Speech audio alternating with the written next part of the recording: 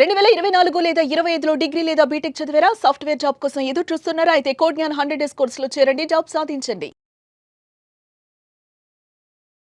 నమస్కారం సార్. నమస్తే సార్, రిలేషన్షిప్లో ఎస్పెషల్లీ అంటే వైఫ్ అండ్ హస్బెండ్ మధ్య భార్యకు రకరకాల సంఘటనలు ఫ్రమ్ మార్నింగ్ నుంచి డే వరకు జరుగుతూనే ఉంటాయి. అది హ్యాపీనెస్ అయినా లేదు అంటే సాడ్ మూమెంట్ అయినా ప్రతి చిన్న విషయాన్ని కూడా భర్తతో షేర్ చేసుకోవాలి అని అనుకుంటూ ఉంటుంది. అలాంటిది ఏదైనా కూడా చెప్పే టైం లేకపోయినా, చెప్పే టైం ఇవ్వకపోయినా భర్త తన ఎమోషనల్ నీడ్స్ కనుక ఫుల్ఫిల్ కాకపోతే భార్యలో ఎలాంటి చేంజెస్ మనం చూసే అవకాశం ఉందంటారు? అది ఎంతవరకు దారితీస్తుంది రిలేషన్షిప్లో? చాలా ఇంపార్టెంట్. ఒక వైఫ్ చెప్పుకోవాలి అనుకుంటే ఫస్ట్ రావాల్సింది హస్బెండ్ దగ్గరికి. ఏ హస్బెండ్ అయితే ఆ నీడ్ ఫుల్ఫిల్ చేయడో, దట్ నీ భార్య నీతో కూర్చుని చెప్పుకోకపోతే ఎక్కడికి వెళ్తుందిరా అన్న కామన్ సెన్స్ ఉండాలి. సో అలా చెప్పుకోలేని పరిస్థితిలో ఉండి బిజినెస్ అనో, లేకపోతే ఆమె నచ్చదనో, లేకపోతే ఆఫీస్కి వెళ్ళిపోతున్నారనో, బిజీ అనో చాలా సిల్లీగా చేస్తారు. అసలు ప్రతి హస్బెండ్కి ఆ పాయింట్ రావాలి. తన ప్రాబ్లం వస్తే నా దగ్గరికి వస్తుంది, ఇంకెక్కడికి వెళ్తుంది అనే ఒక కామన్ సెన్స్ రావాలి ఫస్ట్ థింగ్. ఒకవేళ అలా చెప్పుకోలేని పరిస్థితిలో మైండ్ ఊరుకోదు, నేను చెప్తున్నాను కదా, it will search for an alternative. Disturbance create compulsory alternative వెతుకుతుంది. ఒక రోజు అడ్జస్ట్ అవుతుంది, 2 రోజులు అడ్జస్ట్ అవుతుంది, సంవత్సరాల తరబడి ఎక్కడ అడ్జస్ట్ అవుతారు ఎవరైనా. సో అప్పుడు ప్రాబ్లమ్స్ అన్ని లోపలికి రావడం స్టార్ట్ అవుతాయి. ఎప్పుడైతే ఈ ఎమోషనల్ నీడ్స్ తీరవో, ఫస్ట్ థింగ్ ఎనీ ఎమోషన్ లోపలికి వస్తే it will search for an exit, entry and an exit.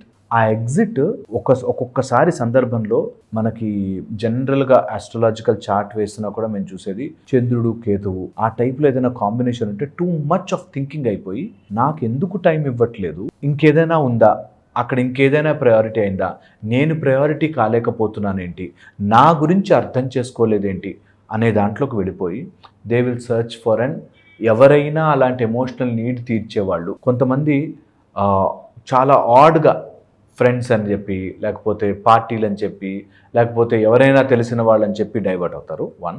Second aspect, పిల్లల మీద తీరుస్తారు. పిల్లల్ని గట్టిగా డిసిప్లిన్ చేయాలని చెప్పి అరవడం కానీ, కొట్టడం కానీ, ఇలా వాళ్ళ మీద మొత్తం చూపిస్తారు. సెకండ్. థర్డ్ మోస్ట్ ఇంపార్టెంట్, ఈ ఎగ్జిట్ ఆఫ్ ద అలాంటి కండిషన్ హెల్త్ రూపంలో పడుతుంది. ఓకే, హెల్త్ రూపంలో సమ్వేర్ ఈ ఎనర్జీ స్టోర్ అయ్యి దట్ నేను చెప్పుకోవడానికి లేదే. ఫోర్త్, ఇది చెప్పుకోవడానికి ట్రై చేసి అమ్మాయిలు ఉల్టా ఎలా అయిపోతారంటే గుంజుకొస్తారు. నాకు నువ్వు టైం ఇవ్వట్లే అని గుంజుకొస్తారు. ఈ ప్రాబ్లం మేము ఎంత కామన్గా చూస్తామంటే, హాఫ్ అన్ అవర్ టైం ఉందనుకోండి హస్బెండ్ దగ్గర, నువ్వు నాకు 2 hours టైం ఇవ్వట్లేదు అని ఈ హాఫ్ అన్ అవర్ గొడవ పడతారు. చాలామంది చూస్తాం. ఈ ఉన్న హాఫ్ అన్ అవర్ ఎంజాయ్ చేయొచ్చు కదా, చేయరు. నువ్వు నాకు కనీసం టైం ఇవ్వట్లేదు, సండే కూడా ఎక్స్ప్రెస్ చేసుకోవాలి కదా అని చేసుకుంటున్నాం అనుకుని ఉన్న టైం కూడా. ఇప్పుడు ఎవరైనా సరే అలా గుంజుకొచ్చే రిలేషన్ ఉంటుందా? ఉండదు. సో అందుకని ఎవరిని టైం ఇవ్వట్లేదు అనగానే మనం ఆలోచించుకోవాల్సింది, నీకు టైం ఇవ్వనంతగా ఇంపార్టెన్స్ అయిపోయారంటే నువ్వు ఎంత ఇంపార్టెంట్ అవ్వాలి. Easy method. గొడవ పడి దాన్ని ఏదో ఫైట్ చేసుకుని తెచ్చుకోవడం ఈజ్ అదర్ ఫార్మాట్. మనం నేర్పించట్లేదు ఎలా ఇంపార్టెంట్ అవ్వాలి సార్. అది చాలా ఇంపార్టెంట్. ఎలా ఇంపార్టెంట్ అవ్వాలి అంటే, when ever a person feels comfortable and వచ్చినప్పుడు ఆ పీస్ ఉంటుంది చూసారా, మనిషి పీస్ వెనకాల పరిగెడతాడు. ఇన్ని కోట్లు సంపాదించి, ఆస్తి సంపాదించి, ఇల్లు కట్టుకుని ఎందుకు? ప్రశాంతంగా కూర్చోవచ్చాను కదా. వర్స్ట్ పార్ట్ ఇస్ అలా కూర్చోలేడు మనిషి. ఒకసారి ఆ చక్రంలో పడ్డాక ట్రెడ్మిల్ మీద ఎక్కినట్టుగా అది తిరుగుతూనే ఉంటుంది, స్టాప్ బటన్ ఉండదు. సో అందుకని ఆ పీస్ ఇవ్వగలగడం, నా దగ్గరకు వస్తే నీకు బాగుంటుంది అనే ఫీలింగ్ వస్తే వాడు ఎగిరెగిరి వస్తాడు. ప్రశాంతత, పీస్ ఆఫ్ మైండ్ ఇవ్వగలగాలి. One. Second, maybe universal backward law అంటారు దీన్ని. మనం ఎంత ట్రై చేయకుండా ఉంటామో అంత దగ్గరకు వస్తుంది. నిజము కూడా ఇది. అందుకని ఆయన టైం ఇవ్వలేదు కంటే నీ ఎమోషనల్ నీడ్ బయట వెతకకూడదు. ఎమోషన్ నేను I will find my time, I will find my emotional dependency ఎందుకు అవుతోంది, నేను దాన్ని సెపరేట్ చేస్తాను అనేది నేర్చుకోగలిగితే, ఎవరి మీద నీ ఎమోషన్ ఆధారపడినప్పుడు నువ్వు బ్యాడ్గా మారవు. నువ్వు బ్యాడ్గా మారన్నప్పుడు ఆటోమేటిక్గా things will fall in to flow. ఎలా సార్ అంటే ఆధారపడకుండా ఉండాలి అంటే ఫస్ట్ ఆ ఎమోషన్ ఎలా క్రియేట్ అవుతుందో చూడాలి. ఇప్పుడు వాటర్ ఫ్లో అవుతున్నాయి, ఎక్కడి నుంచో రావట్లేదు నీళ్లు, ట్యాంక్లో ఉన్న ఎక్కడి నుంచో రావట్లేదు నీళ్ళు, ఎక్కడో బ్లాక్ అయ్యింది. ఆ బ్లాక్ని గమనించి క్లియర్ చేసుకుంటే వాటర్ ఫ్రీగా ఫ్లో అవుతుంది. వాటర్ అంటే మన లైఫ్లో ఉండే యూనివర్సల్ ఎనర్జీ. ఆ ఎనర్జీ మన దగ్గరికి రావాలి అంటే ఆ బ్లాక్ ఎక్కడో చూడాలి. ఆ బ్లాక్ ఎక్కడ తెలుసా? నాతో సమయం స్పెండ్ చేయట్లేదు, ఆర్ నాకు కష్టం ఉంది నేను చెప్పుకోవడానికి లేదు. ఓకే, సో పాయింట్ ఎక్కడొచ్చింది? నీ కష్టం చెప్తే వినడానికి కూర్చోవాలి. ఇప్పుడు సోదిరా బాబు పొద్దున్నే ఫీలింగ్ లో ఉంటారు సార్. ట్రూ, ఇది ఎంతసేపు ఇదే రామాయణం, మళ్ళీ అందులో ఏముండదు మనకి పనికొచ్చేది అన్నట్టుకుంటారు వాళ్ళు. నేనేమో డబ్బు సంపాదించాలి, ఇల్లు బాగుండాలి, ఇటు తిరుగుతున్నాను, ఈ సేపు మా అమ్మ ఎట్లా అంటుంది, మా నాన్న ఎట్లా అంటారు, లేకపోతే ఈరోజు పొద్దు నుంచి ఇలా అన్నారు, ఇందులోనే ఉన్నారే. Because these two are differently operating.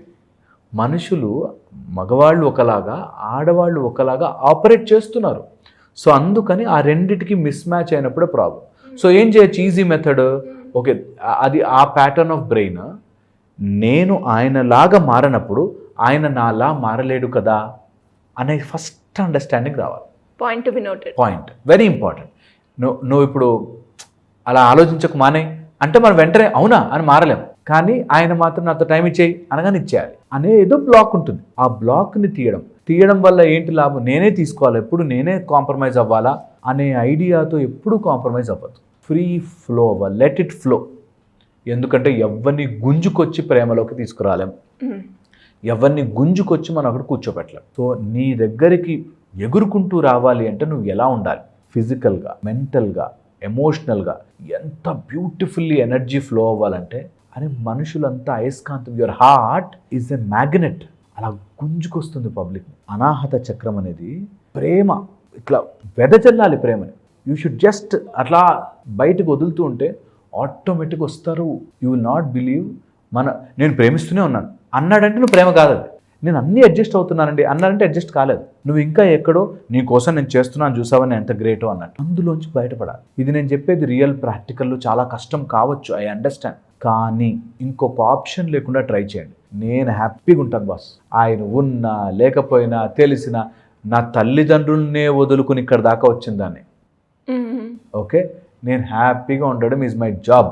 అందులో ప్రతి ఉమెన్ నాకు తెలుసు దట్ ఇల్లు వదులుకుని ఎంతమందిని రోడ్డు మీద ఎంత వేస్ట్ గాళ్ళని చూసి వాళ్ళ చూపులు చూసి ఇంత దుర్మార్గమైన ప్రపంచాన్ని అట్లా బ్రతుకుతూ వస్తున్నారు. సో వాళ్ళకు వదలడం చాలా ఈజీ. కానీ ఎక్కడో అలా పట్టుకుంటారు ఎమోషన్. అలా పట్టుకున్నప్పుడే ప్రాబ్లం స్టార్ట్ అవుతుంది. నేనంటే ఆ ఒక్కటి వదిలిపెట్టండి. ఎలా సార్, ఎలా ప్రాక్టీస్ చేయాలి? సింపుల్ థాట్ దట్ నేను పట్టుకున్నప్పుడు దొరకదు. నీళ్ళని గట్టిగా పట్టుకుంటే జారిపోతుంది, ఎనర్జీని ఇట్లా పట్టుకుంటే జారిపోతుంది. నేను ఐ లీవ్ ఇట్. ఒకవేళ ఆయనకు రావాలనే లేకపోతే, నాతో స్పెండ్ చేయాలనే లేకపోతే, వెల్ అండ్ గుడ్, నేను ఫోర్స్ చేసి స్పెండ్ చేయించను. ఒకవేళ ఫోర్స్ చేసి ఒక లేడీ ఎప్పుడు ఫోన్ పట్టుకుంటున్నాను, ఫోన్ పట్టుకుని కూర్చుంటున్నాడండి. ఆయన ఆఫీస్ పనిలో ఫోన్ పట్టుకుని కూర్చుంటాడు, కావాలనే కూర్చుంటాడు. చెడ్డవాడే, ఓకే, చెడ్డవాడే, చాలా చెడ్డవాడే. కాకపోతే నువ్వు నీ దగ్గర ఉన్నప్పుడు ఫోన్ అవసరం కూడా ఉండకూడదు ఆయనకి అనేటట్టుగా మనం ఎప్పుడైతే ఆ ఎనర్జీని ఫ్లో చేయిస్తామో ఆటోమేటిక్ ఫోన్ పక్కన పడేసి నీతో మాట్లాడుతుంది. అది ఒప్పుకోవడం కష్టమైన ట్రై చేయాలి. That's one method. లేదు అట్లా ఉంది, గొడవ పడుతున్నాము అంటే దిగితే గొడవ గట్టిగా దిగాలి. ఎలా కదా, గొడవ గట్టిగా దిగాలి. That you are not spending time with me, ఇంత టైం ఇవ్వాలి, ఇట్లా జరగాలి, ఇది ప్రాసెస్, ఇలా ఉంటే నేను ఉంటాను, లేకపోతే లేదు అని క్లియర్గా చెప్పగలగాలి. అది చెప్పరు. అది చెప్తే ఆయన తిడతాడండి, కొడతాడండి, గొడవకు వస్తాడండి, మీదకి వస్తాడండి. Okay, either this or that. నేనంట ప్రేమ మార్గమే బెస్ట్ మార్గం. ఎందుకంటే గొడవ పడి నువ్వు ఎనర్జీని పోగొట్టుకుంటున్నావు తప్పితే గెలవట్లేదు.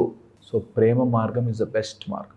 ఓపెన్లీ ఒక మనిషి ఆయన అట్లా బ్రతకాలనుకున్న పని, నువ్వు ఓపెన్లీ ఎమోషన్ ఏదైతే అంటుకునుందో, once you let go, I know things work out. చాలా మంది ఒప్పుకోరు. మా దగ్గరకు వస్తారు చాలామంది, నా దగ్గరకు వచ్చేవాళ్ళు ఇదే, మీకు చెప్పడం బాగా చెప్తారు. నాకు అసలు మనిషిని చూస్తేనే ఇరిటేషన్ అండి.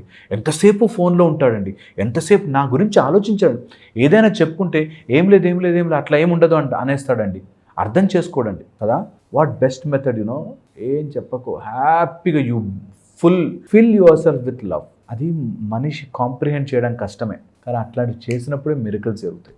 True sir. ఇప్పుడు దాకా ఇన్ని వీడియోలు చేశాను, కానీ ఈ వీడియో చేస్తున్నప్పుడు చాలా హ్యాపీ అనిపించింది, చాలా నేర్చుకున్నాను అనిపించింది. దాంతోపాటు ఎవరైతే ఒక వైఫ్ అయినా ఒక హస్బెండ్ అయినా చూస్తున్నప్పుడు ఈ వీడియోని 1-2 సార్లు కనుక నేను ఫోకస్డ్గా చూస్తే కనుక ఆ రిలేషన్షిప్ ఎందుకు బ్రేక్ డౌన్ అవుతుంది, నేను ఎక్కడ ఎమోషన్లో ఆగాను, ఎక్కడ నేను ఆయన మీద డిపెండ్ అయ్యాను, దాన్ని ఎలా కట్ చేసుకోవాలి, మీరు అన్నట్టుగానే ప్రతి ఒక్క పాయింట్ సార్ ఈ వీడియోలో చాలా సెన్సిబుల్. ఒక్కసారి కనుక వాళ్ళు ఆలోచించి చూస్తే అంటే మనం పట్టుకుంటాం, మీరు అన్నట్టుగానే వాటర్ని పట్టుకుంటామా, లేదు.